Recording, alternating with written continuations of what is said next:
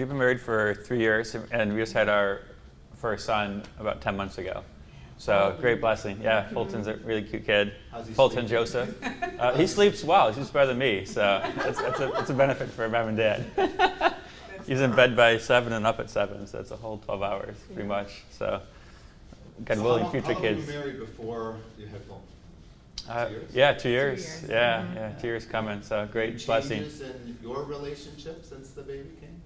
Yeah, I think so. I think it's more work, to be sure, in finding ways to really show love to one another, because you have another person that you have to take care of. I stay home with Fulton all day, so I know when he gets home, I'm exhausted, but I still try to be joyful when he walks through the door. And I know he's had a long day, so we're both exhausted, but how do we still show each other love through those exhausting days? Right. And I think as we were talking earlier about reading Unleash the Gospel, I think the letter from Archbishop is beautiful in that that's where the rubber hits the road, right? Is can we be Christ to each other?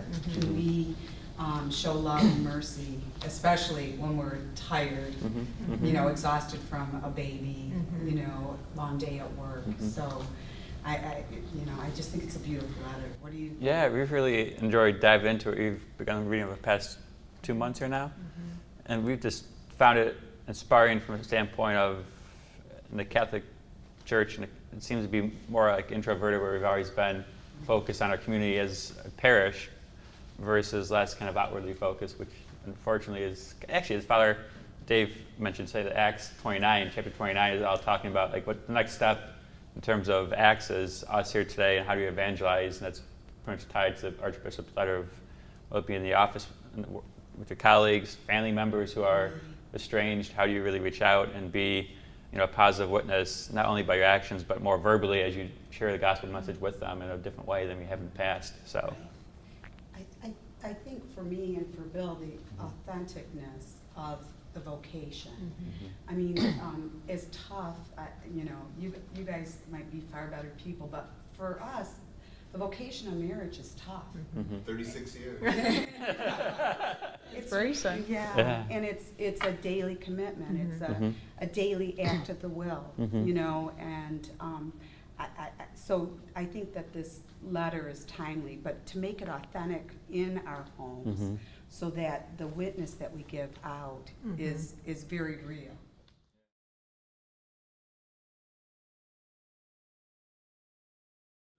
explaining that. Yeah, it's not all flowers and candles and stuff, right? There's an important part of that. That is important to do, to take that, to step back and do that. And I need to be reminded to do that more than one occasion. But it is. It's that every day to just make that conscious decision. Today I'm going to be married today. I'm going to love my wife. Yeah.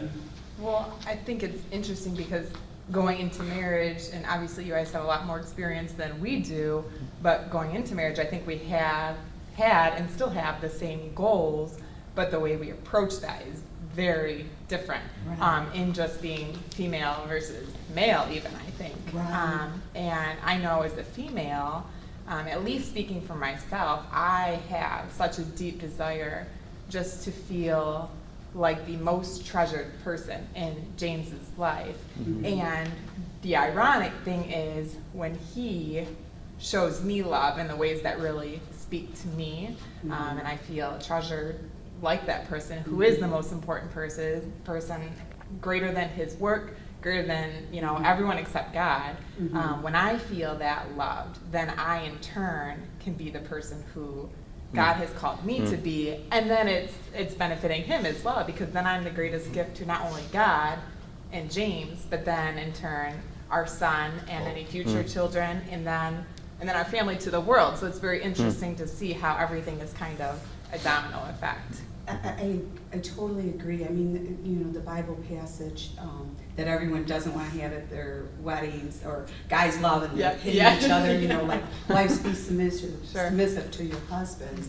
But really, if you take a look, if that's truly lived out, men give us the security to then say, you know, when Bill treasures me and cherishes me, he gives me the freedom to say, I trust you implicitly, to be the father, the man of our home.